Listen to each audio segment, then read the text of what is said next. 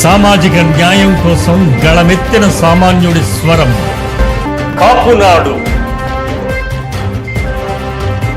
సామాజిక న్యాయం కోసం సామాన్యుడి స్వరం మీ కాపునాడు.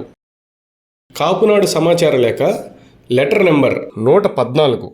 అధికారం తరుముతోంది, ఆలస్యం అమృతం విషం అంటారు పెద్దలు. అయితే ఉభయ తెలుగు రాష్ట్రాల్లో అసెంబ్లీ ఎన్నికలకు కూడా ఈ సామెత వర్తిస్తుందా అంటే ఎస్, 100%, 100% వర్తిస్తుందని అంటున్నాడు ప్రశాంత్ కిషోర్.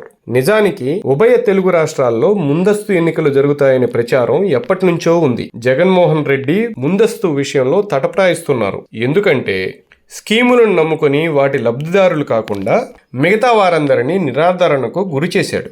కింది వర్గాల్లో కూడా అందరూ లబ్ధిదారులు కాలేకపోయారు. నాకు రాలేదు, నా పక్కింటి వాడికి వచ్చిందన్న బాధ ఎక్కువ ప్రభావం చూపుతోంది. అధికారంలోకి వచ్చిన నాటి నుంచి రాజకీయ రంగంలో ఉన్న కమ్మవారిని లక్ష్యంగా ఎంచుకుని ఆ వర్గానికి నేను వ్యతిరేకి అన్న అభిప్రాయాన్ని క్రియేట్ చేస్తూ అందరికీ అదే ఆలోచన కలుగజేస్తూ రాజకీయ రంగంలో లేని మిగతా వర్గాలైన కాంట్రాక్టర్లు, వ్యాపారస్తులు తదితర రంగాల్లోని కమ్మవారికి అండగా ఉంటూ వాళ్ళని సరిచేసుకునే భాగంలోనే విజయవాడ జిల్లాకు వంగవీటి రంగా పేరు పెట్టమని ఎన్ని విజ్ఞప్తులు వచ్చినా జిల్లాకు ఏమాత్రం సంబంధం లేని ఎన్టీఆర్ పేరు పెట్టి వాళ్ళ ప్రాపకం కోసం ప్రయత్నం చేశారు. ఏపీలో ప్రభుత్వ వ్యతిరేకత దినదినాభివృద్ధి కాదు, క్షణక్షణాభివృద్ధి చెందుతోంది. దాదాపు అన్ని సర్వేలు సూచిస్తున్నాయి ఇదే విషయాన్ని. అలాగని ముందస్తుకు వెళ్లిన గెలుపు అవకాశాలు 30% దిగువకు పడిపోయాయని అదే సర్వేలు స్పష్టం చేస్తున్నాయి.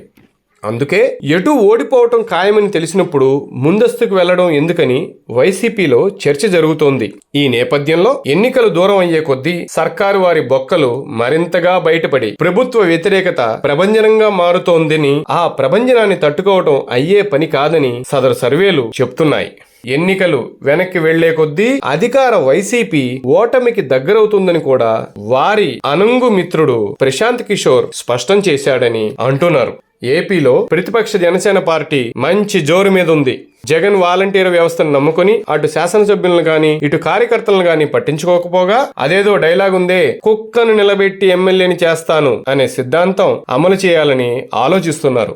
దీని వలన కనబడని వ్యతిరేకత వైసీపీ వర్గాల్లో కూడా ఉందనే విషయాన్ని జగన్ గమనించలేకపోవటం చాలా హాస్యాస్పదం. ముఖ్యంగా ఎన్నికల్లో కీలక పాత్ర పోషించే కాపు సామాజిక వర్గపు కోరికలైన విదేశీ విద్య లాంటి అనేక పథకాలను నిర్వీర్యం చేసి వారి ఓట్లను సైతం దూరం చేసుకుంటున్నారు. కంటి తుడుపు చర్యగా వేరే పథకాల డబ్బును కాపు కార్పొరేషన్ లో వేయించి కాపు కార్పొరేషన్ కు నిధులు కేటాయించినట్లు చెబుతూ కాపుల కళ్లకు గంతలు కడుతున్నారు. కాపులకు అందుబాటులో ఉండే కాపు కార్పొరేషన్ కార్యాలయాన్ని విజయవాడ నుండి జగన్మోహన్ రెడ్డి సామ్రాజ్యం తాడేపల్లికి అందరికీ దూరంగా మార్చారు. నిధులు కేటాయించకపోవడంతో కాపు కార్పొరేషన్ చైర్మన్ అడపా శేషు మొహం చాటేసి తిరుగుతున్నారు.